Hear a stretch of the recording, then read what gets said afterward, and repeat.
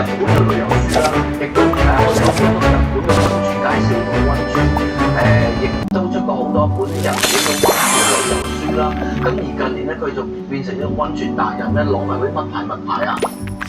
嗰啲日本嗰啲溫泉咯，溫泉霜咯，係溫泉霜個溫泉霜。係你話除咗溫泉霜之外咧，仲有咧就攞埋嗰啲乜利酒師嗰啲位啊，嗰啲好用嘅。利酒師係啊，好多人，仲有好多 title 嘅。咁佢咧嗰出身咧就係嘅嗰啲嚟嘅，好攞啲嘢出嚟講，嗰啲唔係多，係頭先明話俾咗30萬。佢以前咧就係做雜誌社嘅，我識佢寫得 A。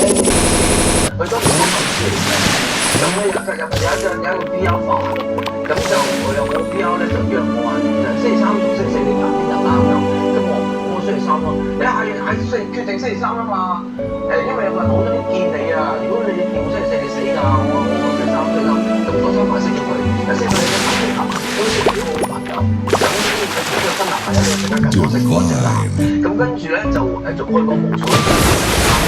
同佢一齊撞過無數次鬼。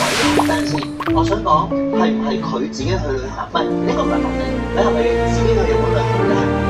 你同佢之奶嘅？喂，兩方面都有關係，各有各奶關係先。即係唔係我話呢個嘅，因為我哋嘅時候咧，有時佢又會見到咧，佢有提我，你1到9點鐘唔好再去個溫泉，即係佢會講呢啲咁嘅嘢，因為佢唔要8點9點半先可以爆。即係你知佢會睇到你咯，咁你追溯到歷史呢個有啱講嘅，但係佢屋企我喺佢屋企都見到啦，係嗰時可能有，我翻嚟香港有冇？咁兩間屋有，咩兩間？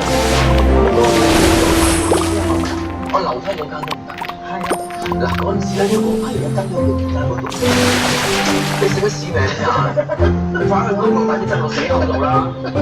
咁咧嗰陣時我住大圍嗰間屋咧，好多人咧都即係好近。